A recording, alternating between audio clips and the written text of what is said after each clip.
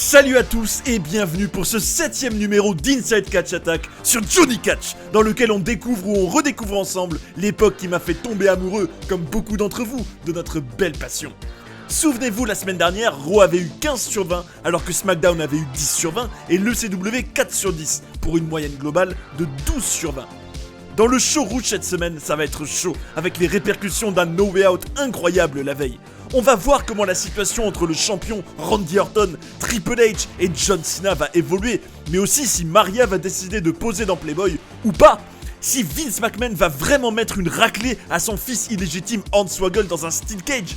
Et on va voir qui va se qualifier pour le Money in the Bank match de WrestleMania 24, et même si Big Show et le boxeur Floyd Mayweather vont faire la paix ou pas. Quant à SmackDown, la rivalité entre l'Undertaker et Edge pour le titre poids lourd en vue du showcase des Immortels va être officiellement lancée. On aura des matchs avec Batista, les virevoltants Shelton Benjamin et Jimmy Wang Yang, les monstres Big Daddy V et le Great Khali, et il y a aussi un gros suspense. Quelle annonce Rey Mysterio va-t-il faire sur son avenir ? Et du côté de l'ECW, on va être gâté, avec la présence exceptionnelle de la légende Ric Flair qui va même s'associer à CM Punk pour un match. Et on suivra aussi de près les parcours de Kofi Kingston, John Morrison et The Miz qui semblent incarner l'avenir de la WWE à cette période. À la fin de chaque show, vous retrouverez ma note et en fin d'émission, on aura mon Power Ranking et la note de la semaine. Vous êtes bien sur Johnny Catch, Inside Catch Attack numéro 7, c'est parti!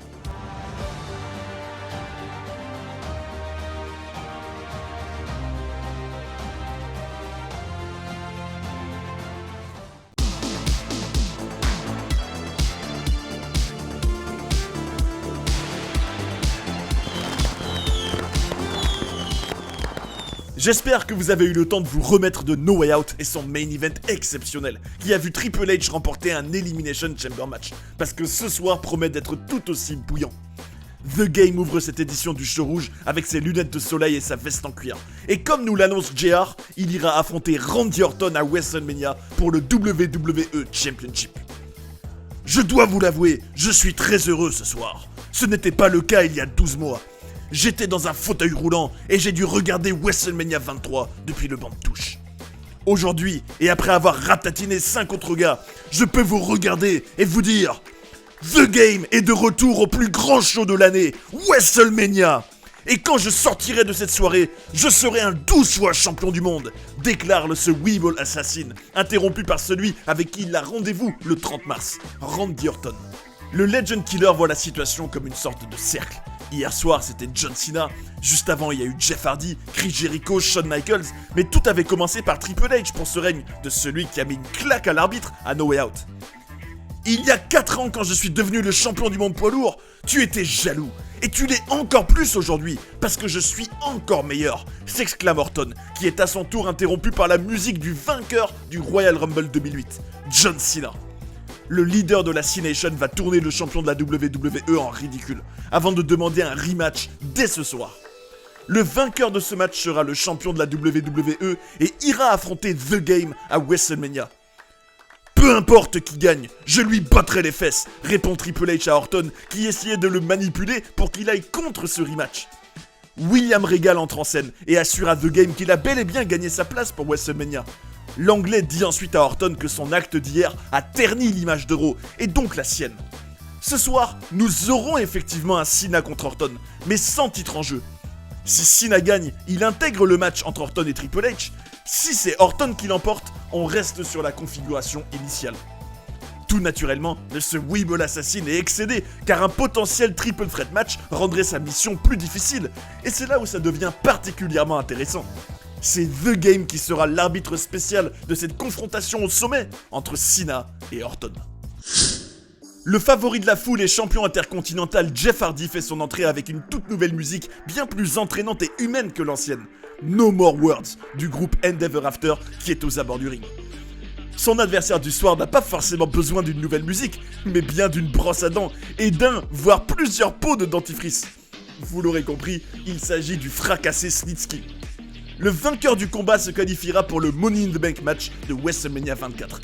Et c'est le fracassé qui domine tout le début de la rencontre. L'homme aux dents jaunes enchaîne des coups puissants et autres headlocks avant de faire sa première erreur et de se faire contrer par Jeff qui repart de l'avant avec un magnifique Whisper in the Wind.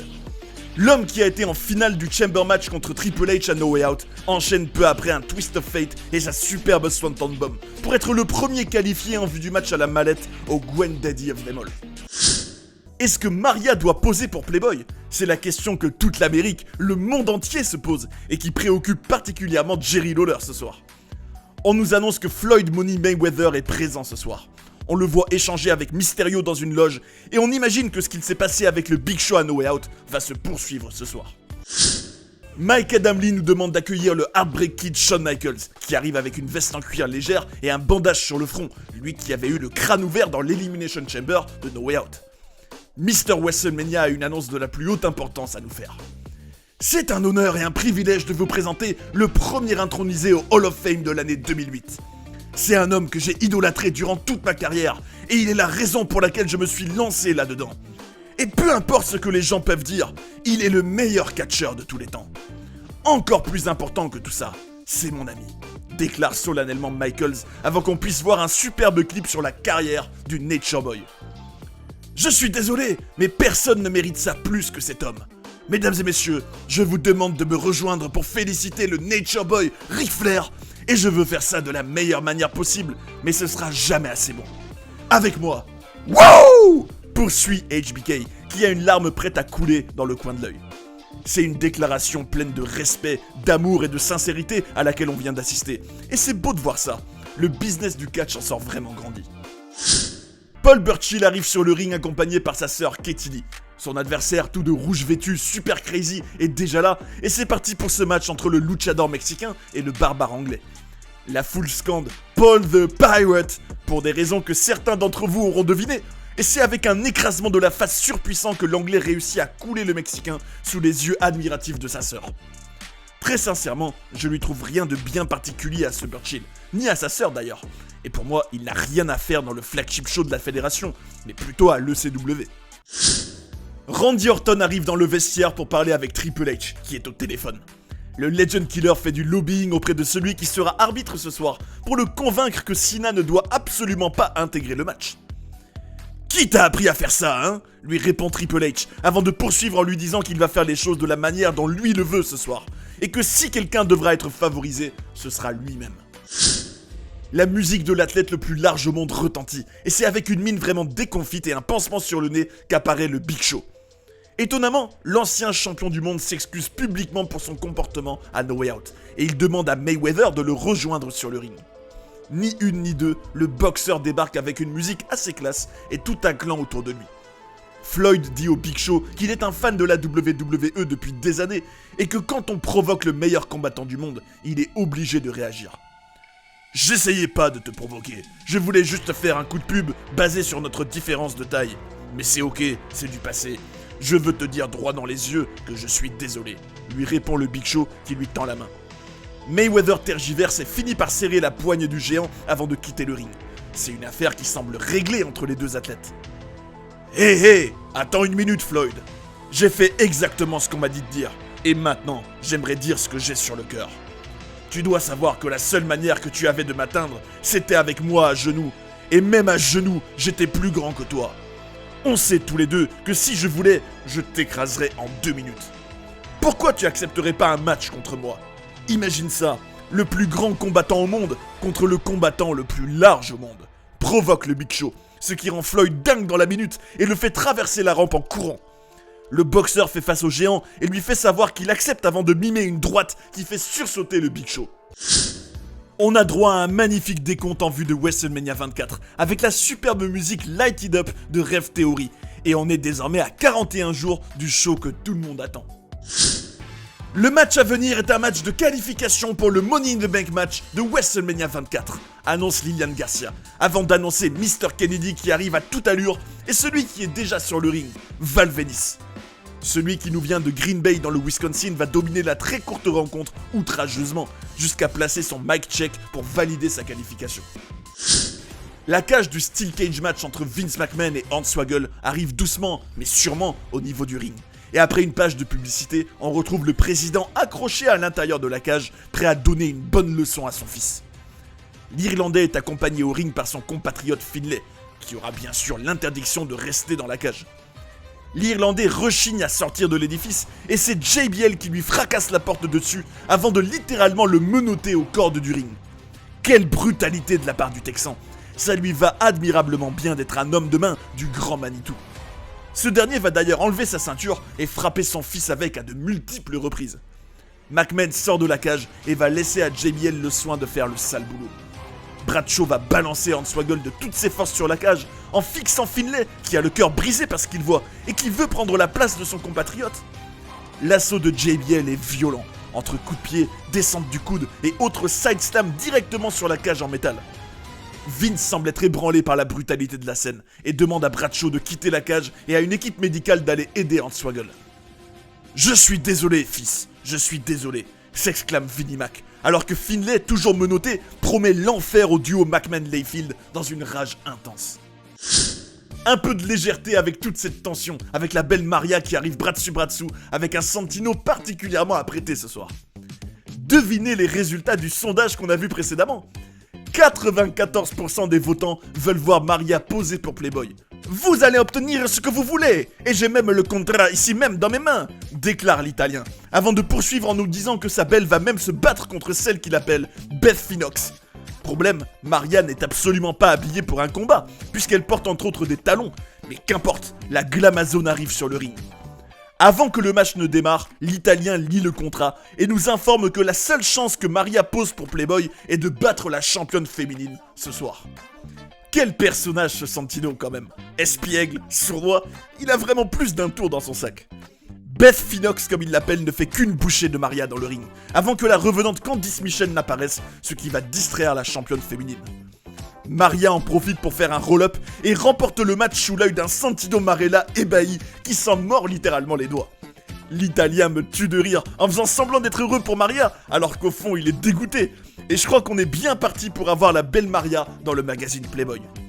Quand on prend du recul, c'est vraiment une manière géniale de donner de l'intérêt à quelque chose d'anodin au fond, et d'en faire toute une histoire qui dure depuis des semaines et nourrit le show avec une touche de légèreté. Avant de passer à un main event alléchant avec un Cena contre Orton aux enjeux énormes et arbitré par Triple H en plus, j'aimerais prendre un petit instant pour vous demander de partager cette vidéo autour de vous, à tous vos amis fans de la grande époque Catch Attack, pour qu'on soit de plus en plus nombreux à vivre cette belle épopée tous ensemble. C'est vraiment un projet très important pour moi depuis le tout début de la chaîne, et je serai reconnaissant pour chacun d'entre vous qui fera découvrir l'aventure à de nouvelles personnes. On passe aux choses sérieuses, puisque Triple H arrive sur le ring avec son débardeur zébré. Le champion de la WWE, Randy Orton, arrive dans le ring avec la mine des mauvais jours, suivi par un John Cena qui lui a au contraire tout à gagner ce soir. Les trois gongs de la cloche retentissent, et on est parti pour un main event au sommet qui va déterminer un des matchs les plus importants du prochain WrestleMania. Le début de match est à l'avantage du Legend Killer, et on sent que l'arbitre spécial de ce soir tente de faire les choses dans les règles de l'art, que ce soit lors des décomptes à l'extérieur et des tentatives de tomber, qu'il s'agisse de Cena ou d'Orton. Le Legend Killer va placer 2 coups de pied parfaitement ciblés sur les chevilles de Cena, avant de lui faire une descente du genou à montrer dans n'importe quelle école de catch, et de l'immobiliser dans un headlock. Le ce Weeble Assassin continue de son côté à agir comme un arbitre parfaitement normal, alors que les deux compétiteurs s'échangent coup pour coup. Orton tente un RKO contré par Cena en STFU, et si le Legend Killer abandonne, le leader de la C-Nation sera ajouté au match de WrestleMania.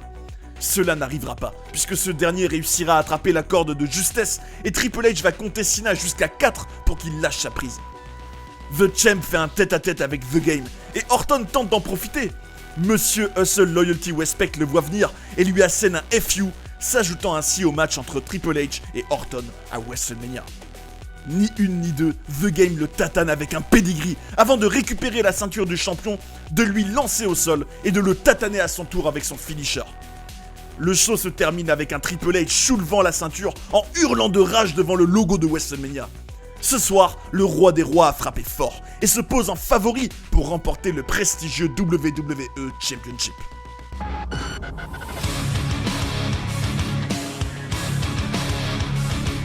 Ça a été un Raw de très bonne facture qui a permis de poser des bases claires à plusieurs storylines de WrestleMania. Le début et la fin de show sont excellents. La structure a été bien pensée et tout m'intéresse à Raw, sauf Burchill et sa sœur à la limite. Je mets un 18/20 solide au flagship show de la WWE, qui propose un star power de malade mental en ce moment, à tous les étages. Ajoutez à cela les commentateurs Jim Ross et Jerry Lawler qui sont exceptionnels, une musique de show géniale, une charte graphique splendide et de belles cordes rouges, et vous obtenez une émission à l'identité forte, proche de la perfection. Et comme un symbole, c'est pour le moment le Raw avec la meilleure audience de l'année, avec 4,4 millions de téléspectateurs. Pour ceux qui veulent directement passer au SmackDown de la semaine, vous avez juste à consulter le sommaire de la vidéo. Mais je vous invite vraiment à donner la chance à l'ECW, avec la présence exceptionnelle de Ric Flair cette semaine. C'est aussi l'occasion de suivre la progression de certains, comme Kofi Kingston ou John Morrison, qu'on prépare à devenir les stars de demain. Croyez-moi, ça vaut le coup d'œil, ne serait-ce que pour en débattre ensemble, et puis vous serez encore plus en immersion dans l'époque Catch Attack.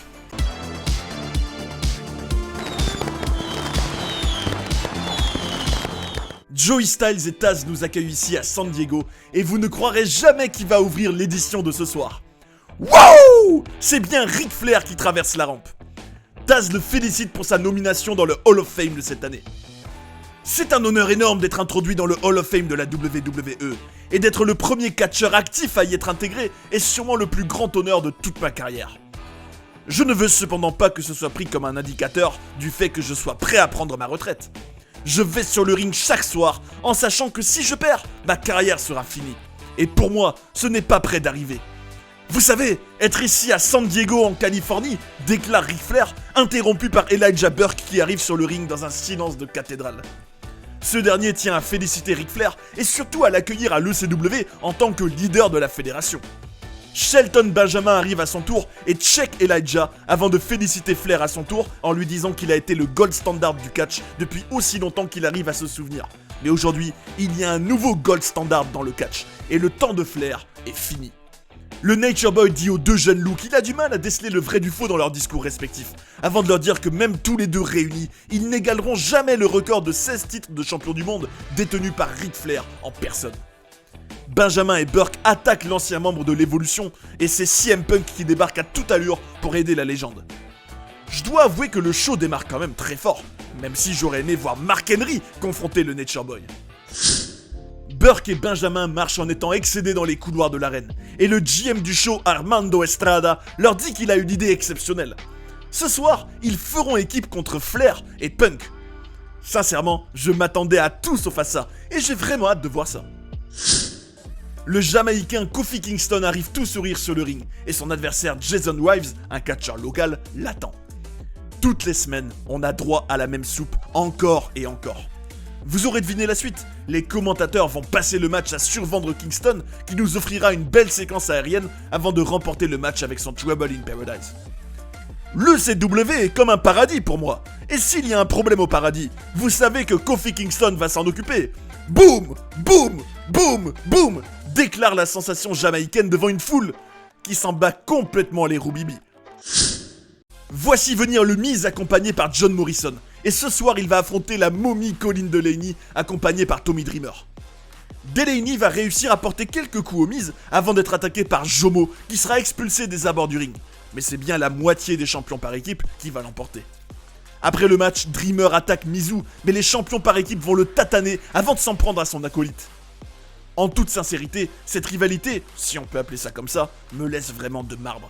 Et je me dis que les champions par équipe sont vraiment gâchés par la compagnie de Stamford.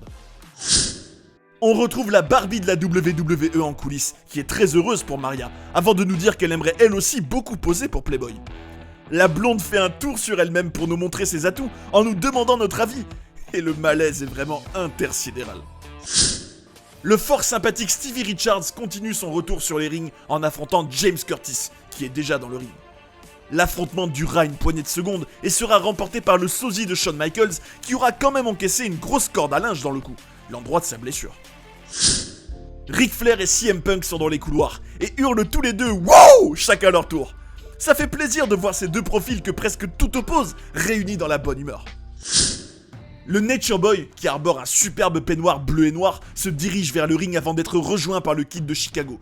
Et comme le souligne Taz, c'est vraiment un privilège de l'avoir ce soir à l'ECW. Burke puis Benjamin arrivent à leur tour, et c'est parti pour ce match par équipe vraiment particulier. Punk et Burke se font face en début d'affrontement, avant que Flair puisse entrer dans le ring. Burke va lui rendre un bel hommage en lui demandant de l'épargner à genoux, avant de lui asséner un Snake Eyes. Le 16 fois champion du monde va en faire de même à Benjamin quelques instants plus tard, avant de, tenez-vous bien, monter sur la troisième corde et sauter sur ses adversaires du soir avant de danser devant un Punk qui est littéralement sous le charme. L'ex-champion de l'ECW va justement prendre le relais et se retrouver face à Shelton. Et les deux vont vraiment bien ensemble. Leurs échanges sont fluides et agréables, là où Burke était beaucoup plus quelconque. Le Second City Saint réussira à faire le tag au Nature Boy, qui finira par placer son figure 4 leglock sur Elijah pour décrocher la victoire devant un public en folie. C'est vraiment beau d'observer le regard plein de respect et de considération qu'a Punk pour Flair, et les deux hommes vont se serrer la main et longuement se parler à l'oreille. La scène est vraiment belle, et c'est une fort belle manière de conclure cette édition de l'ECW, vraiment marquante.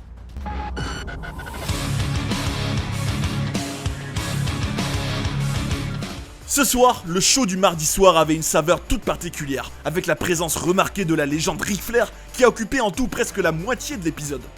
C'est vraiment dommage de ne pas avoir eu de meilleurs matchs et segments autour, parce que Kofi qui enchaîne des jobbers, j'en peux vraiment plus.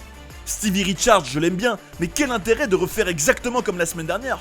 Et pour ce qui est de Miz et Morrison en feud contre Dreamer et Delaney, c'est vraiment à dormir debout. Le main event était par contre très agréable à suivre, avec un public vraiment investi et de belles séquences. Je mets un 6 sur 10 à cette édition, malgré tout, puisqu'elle restera dans la légende, et que c'était génial de voir Flair avec Benjamin et surtout Punk. On soulignera que c'est la meilleure note qu'a eu l'ECW depuis le début de notre épopée, et en termes d'audience, c'est stable, avec 1,5 million de téléspectateurs.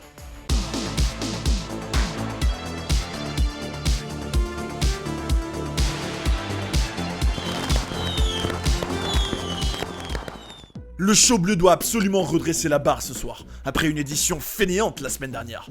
Et ça démarre fort avec Edge qui entre avec son beau titre de champion poids lourd et ses Edgeheads. La superstar la plus opportuniste du roster de la WWE va affronter l'Undertaker à WrestleMania, comme nous le rappelle Michael Cole. Comme vous pouvez le constater, je suis toujours votre champion. Je suis un prédateur, je suis un opportuniste, et à WrestleMania, je vais avoir l'opportunité d'affronter l'Undertaker. Vous pensez sûrement que j'ai peur, n'est-ce pas? Eh bien, vous avez tort, ce n'est pas le cas. Je vois l'Undertaker comme l'opportunité de faire croître ma légende. L'Undertaker est invaincu à WrestleMania, tout comme moi. Je vous regarde dans les gradins et je vois une bande de peureux qui redoutent de saisir les opportunités qui se présentent face à eux. Moi au contraire, je les attrape par le col et je réussis. Voilà pourquoi j'ai ce titre et je ne le perdrai jamais. Pendant 15 ans, tout le monde s'est demandé qui serait l'homme qui finirait par vaincre le Deadman. Ils se sont présentés face à lui et sont tous tombés. Alors, zoom sur moi, regarde-moi dans les yeux. Je ne vais pas tomber. Cette année, tout s'arrête parce que je suis cet homme, déclare la superstar classée X alors que le gong du Phenom retentit. Les lumières s'éteignent et lorsqu'elles se rallument, le Deadman est prêt à faire son chokeslam sur Edge. Mais c'est finalement un des Edgeheads qui va l'encaisser pour lui. Le champion du monde quitte le ring terrorisé pendant que le Deadman lui fait un signe équivoque. C'est intéressant, et pour le moins surprenant, de constater que c'est Edge qui se met en position de chasseur en vue de WrestleMania, alors que c'est lui le champion du monde, et que c'est bien le Taker qui a dû traverser l'enfer Elimination Chamber pour obtenir la possibilité de l'affronter. Shelton Benjamin va affronter le très sympathique Jimmy Wang Yang pour une qualification au Money in the Bank Ladder Match de WrestleMania 24. Le Gold Standard arbore une tenue rouge et or et va aisément dominer le début des hostilités, avec notamment une powerbomb directement dans le coin du ring. À un moment, Shelton va même sauter directement sur la troisième corde pour jeter Wang Yang hors du ring, et c'est vraiment spectaculaire à observer.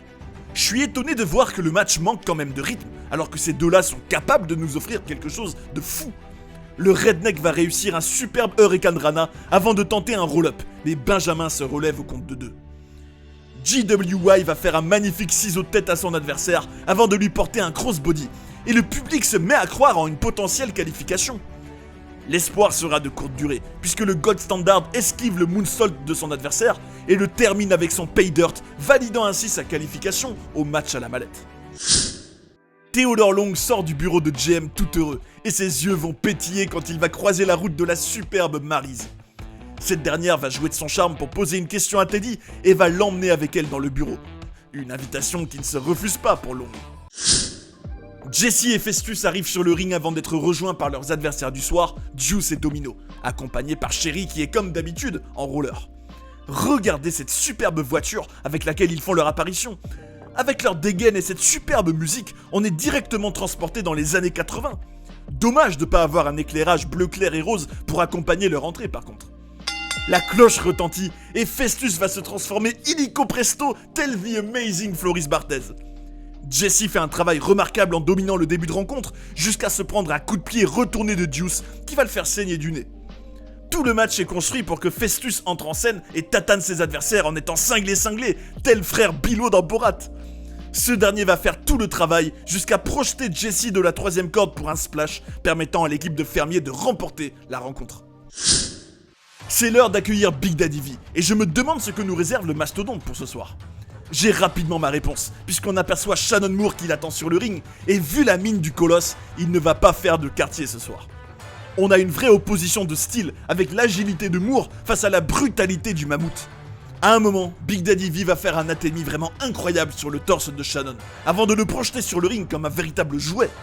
Move! Hurle le bœuf sur l'arbitre, avant de tenter un splash dans le coin qui sera contré par Moore.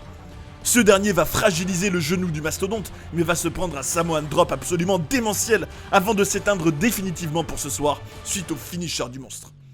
Big Daddy V est tellement intimidant que même son manager Matt Striker est craintif au moment de lui lever le bras pour célébrer sa victoire. Si je vous dis tunnel en or, vous me répondez immédiatement Montel Vontevus Porter. Et vous avez raison, puisque c'est MVP qui arrive sur le ring. Et si je vous dis match de MVP à SmackDown et que vous suivez assidûment la grande épopée Inside Catch Attack, vous me répondez Batista. Et vous avez encore raison, malheureusement. Les officiels de SmackDown ne semblent pas se lasser de cet affrontement qu'ils nous proposent à tire-larigot ces dernières semaines. Et franchement, j'ai hâte de voir l'animal faire autre chose à SmackDown. Surtout que Big Dave obtient des réactions incroyables de la part du public. Le combat va être essentiellement dominé par MVP pendant un long moment, jusqu'à ce que Batista parvienne à contrer le playmaker du champion des États-Unis par littéralement 3 spinebusters à la suite, avant de le terminer avec sa Batista bombe. Heureusement pour Mr. 305, son titre n'était pas en jeu.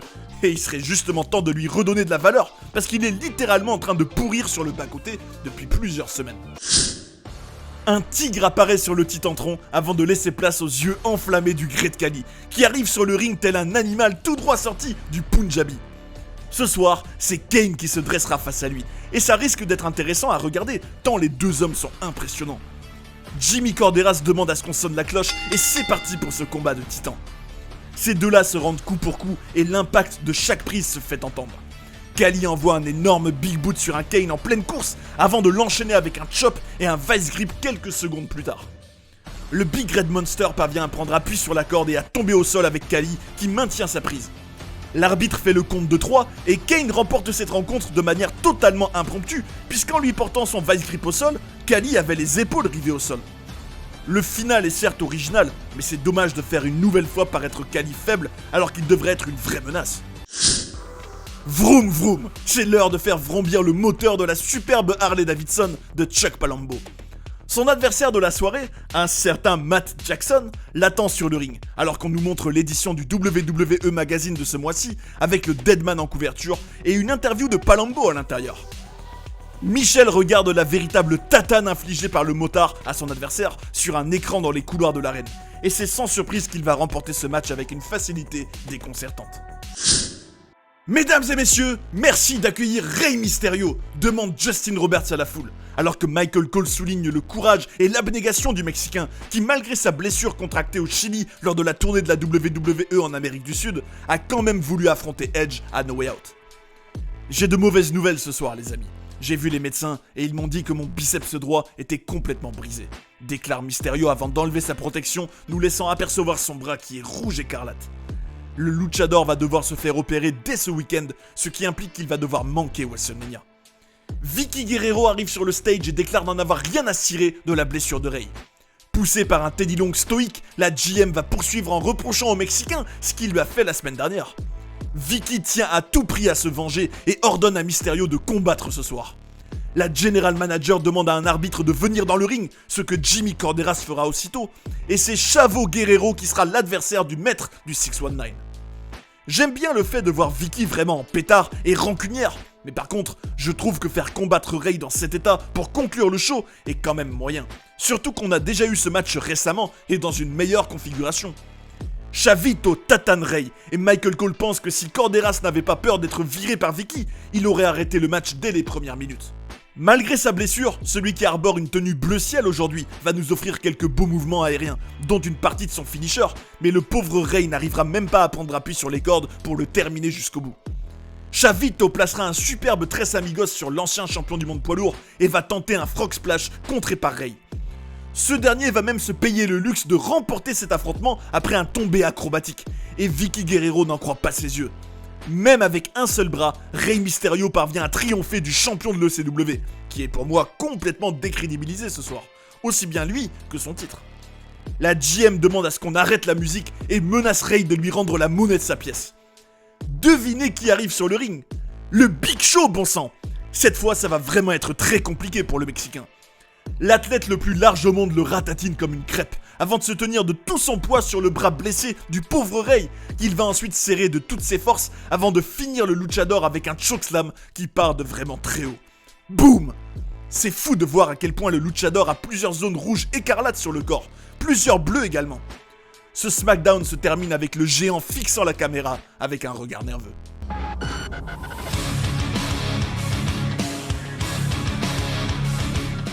Cette édition du show bleu avait démarré fort, avec une super promo d'Edge et le début de la rivalité qui devrait porter SmackDown ces prochaines semaines. Le match entre Shelton et Wei Yang n'a pas tenu ses promesses, et j'ai été saoulé de voir encore une fois un Batista contre MVP. L'affrontement entre Big Daddy V et Shannon Moore est oubliable, tout comme le Kane Kali, même si c'est toujours agréable de voir le mastodonte et le géant indien. Mais il n'y a rien de concret nulle part, pas même dans la pseudo-storyline entre Palumbo et McCool qui est vide au possible. Le main event entre Rey et Chavo n'a servi qu'à décrédibiliser un peu plus le titre CW et son champion. Et l'attaque du Big Show sur Rey sortait vraiment de nulle part. Je mets un 10 sur 20 pour un SmackDown à la structure décousue, dans lequel seule la storyline principale avance et pendant les 19 premières minutes de show. C'est vraiment insuffisant et il faut à tout prix créer d'autres angles intéressants pour susciter l'intérêt autour du show du vendredi soir. Et avec 3 millions de téléspectateurs, soit environ 100 000 de moins que la semaine dernière, on remarque que SmackDown n'arrive pas à construire une audience plus large depuis le début de l'année. En numéro 3 cette semaine, j'ai décidé de mettre Shawn Michaels, dont la promo à Raw respirait la classe et la sincérité. Sur la deuxième marche du podium, on retrouve Edge, qui lui aussi nous a offert une promo avec un acting aux petits oignons qui lance parfaitement sa rivalité avec le Deadman. Avant de vous annoncer mon numéro 1, je voudrais mettre Ric Flair en mention honorable, puisque sa performance dans l'opener et le main event de l'ECW était remarquable. Et cette semaine, c'est The Game Triple H qui occupe la première marche de mon Power Ranking, puisqu'il a vraiment été génial, aussi bien dans sa promo très personnelle en début de Raw, que dans son rôle d'arbitre et son attaque après le match Cena-Orton. Le ce Weeble Assassin a frappé un grand coup cette semaine, et semble être pour le moment le grand favori pour remporter le titre de la WWE à WrestleMania le 30 mars. Et on notera que c'est donc Umaga, Mr. Kennedy et l'Undertaker qui quittent le Power Ranking cette semaine.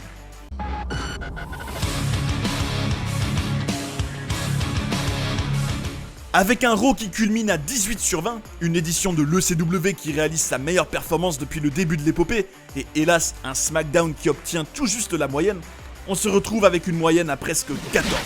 Ce qui est pas mal, mais pourrait être tellement mieux si le show bleu nous proposait un meilleur contenu. C'est ainsi que se termine notre 7ème numéro d'Inside Catch Attack, et le prochain numéro sera particulièrement intéressant à suivre, puisqu'on sait désormais qu'on aura un triple threat à WrestleMania 24 entre Triple H, Orton et Cena qui va se construire, la rivalité entre Edge et l'Undertaker aussi. On imagine également qu'on va savoir d'autres qualifiés pour le match Money in the Bank, le programme entre Big Show et Floyd Mayweather aussi qui va continuer et qui est quand même une affiche hors du commun. Et puis, qu'est-ce que la WWE va faire avec entre autres Shawn Michaels, Batista, JBL, Umaga ou Ric Flair? Cette route vers WrestleMania 24 va être passionnante. Et cette semaine, Raw a régalé une fois de plus, et quasiment tout y est super intéressant. À l'ECW, Ric Flair a fait beaucoup de bien, mais SmackDown doit vraiment se décider à créer plusieurs storylines consistantes et variées autour de ces superstars, qui sont bien là pourtant. Toute l'idée de cette grande aventure, c'est de la partager. Alors laissez-moi vous demander ceci. Qu'est-ce qui a le plus suscité votre intérêt cette semaine? Quelle rivalité vous plaît le plus? Qui vous mettez dans votre Power Ranking et quel show a été supérieur selon vous? Venez dire tout ça dans les commentaires en tâtonnant le bouton like sur votre route et en vous abonnant. Vivons ensemble cette merveilleuse aventure chaque semaine, et je suis impatient de découvrir la suite au prochain numéro!